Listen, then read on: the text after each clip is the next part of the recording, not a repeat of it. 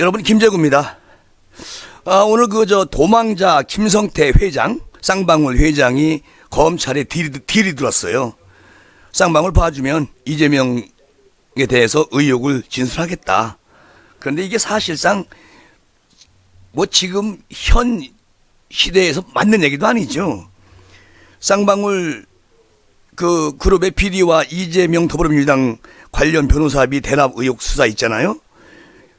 여기에 대해서 이제 쌍방울 회장이 해외로 도피를 했는데, 김성태 이 전 회장이 최근에 검찰에 이재명 씨하고 관련한 진술을 할 테니까 쌍방울의 비리를 좀 봐달라, 이런 취지로 협상을 시도한 것으로 밝혀졌습니다.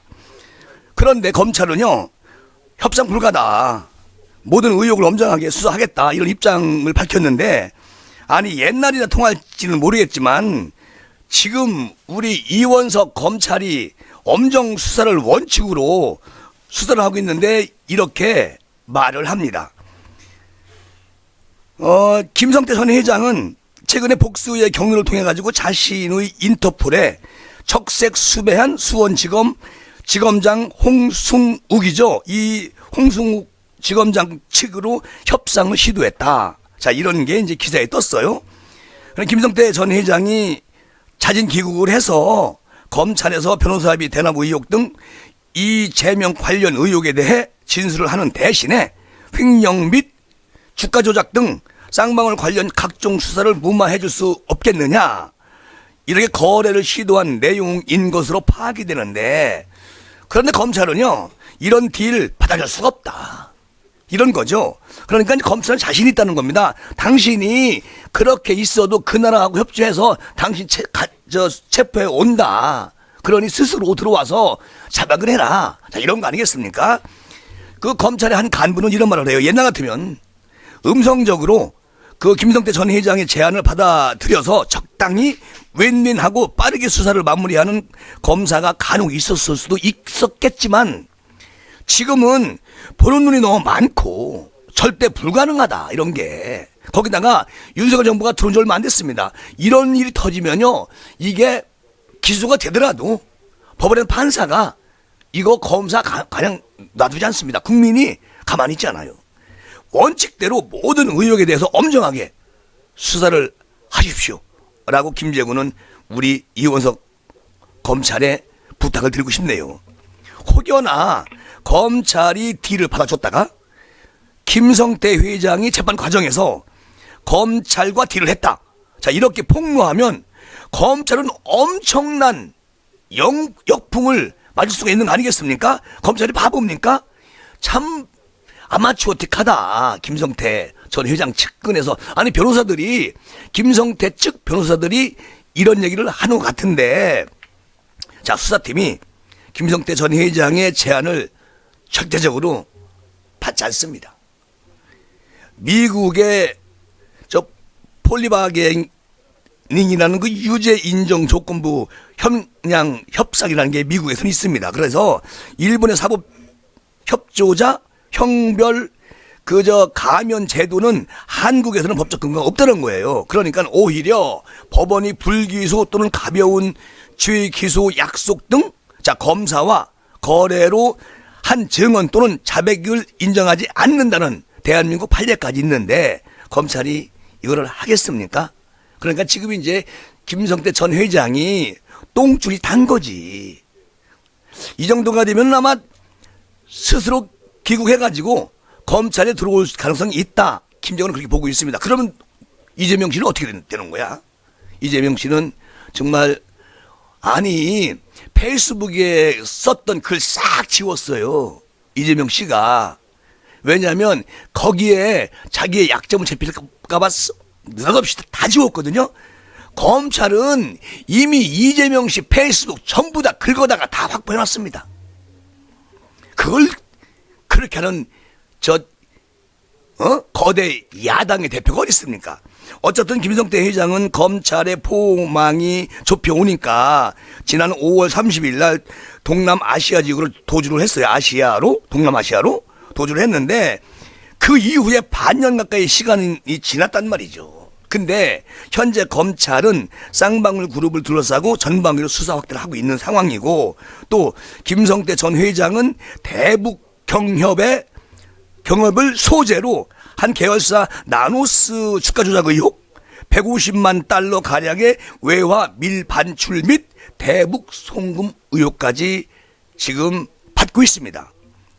그러니까 빨리 귀국해서 수사에 협조하는 게 최선이다. 김재구는 그렇게 생각을 해봅니다. 그리고 법조계에서는 말이죠, 김성태 전 회장이 할 수 있는 최선의 선택은 뭐냐?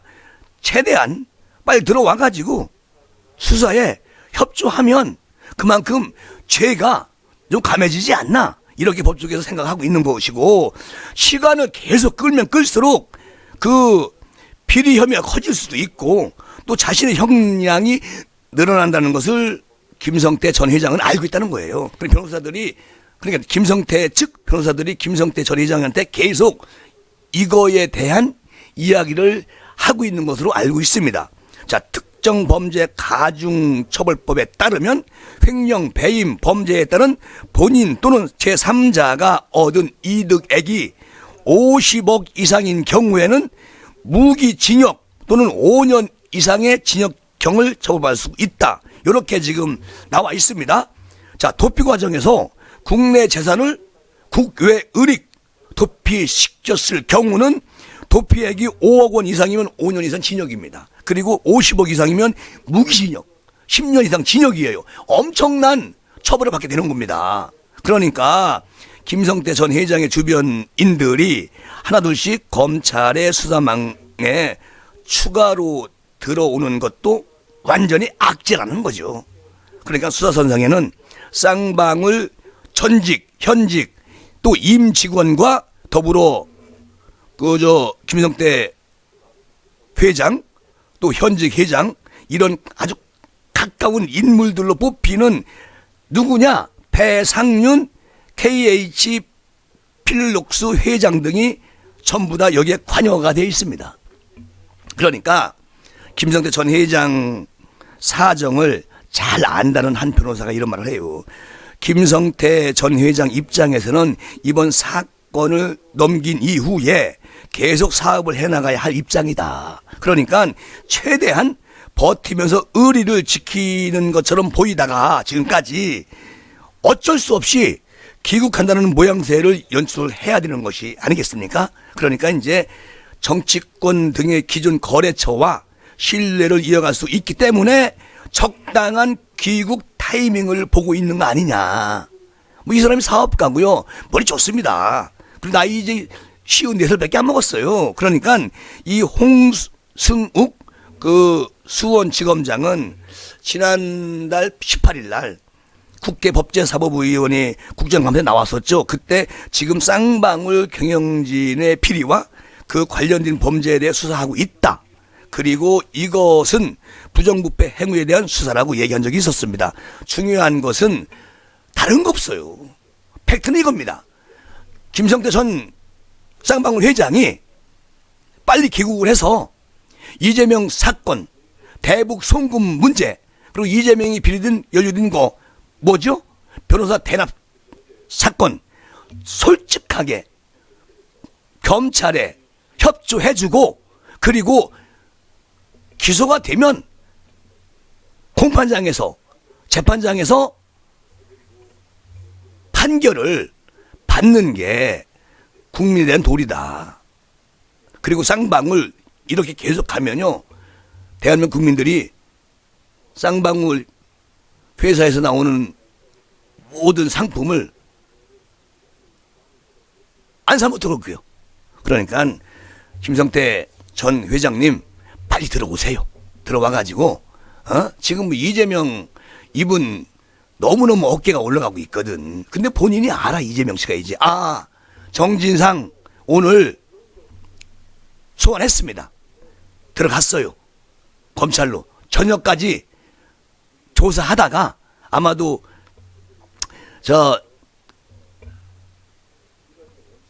뭡니까 내보내지 않고요. 예. 그 구속 영장 신청합니다. 그러면 내일 저녁 늦게 아니면 모레 안으로는 구속영장 발부가 돼요. 결론은 뭐냐? 김용 기소시켰죠? 자, 정진상 구속이 됩니다. 그러면 마지막 목표는 누굴까요? 자, 이재명 씨 분명히 소환됩니다. 소환 안 할 수가 없어요. 근데 이재명 씨도 또 민주당에서도 이거 버틸 때까지 다 버텼어요. 더 이상 지금 민주당 비명계, 비이재명계 의원들이 이거 너무 여기다 올인하지 말아라. 당 해체된다. 들고 일어났어요. 특히 이상민 의원 오늘 말하는 거 보십시오. 너무 올인한 거 너무 막 나간다. 이거 이러다가 당 완전히 몰락한다. 라고 얘기를 했단 말이죠. 그러니까 금태섭 의원도 얘기했지, 또 비이명계 의원들이 하나같이 전부 다 똑같은 말을 하고 있습니다. 자, 이러면은 민주당은 아마도 아수라장이 되지 않을까 걱정이 돼요. 왜냐하면 우리 윤 정부나 국민의힘이 윤 정부는 정부를 이제 운영해 나가고 국민의힘은 윤 정부를 어드바이스 해주면서 국민의 모성으로 열심히 일을 하고 있는 과정에서 견제를 할 수 있는 그런 어느 한 카테고리가 있어야 되는데 민주당이 몰락하면은 견제가 없잖아요. 이것도 걱정입니다. 어쨌든 김성태 회장 빨리 들어와가지고 검찰에 협조해 주시기 바랍니다. 오늘은 이렇게 마무리하겠습니다. 여러분 감사합니다.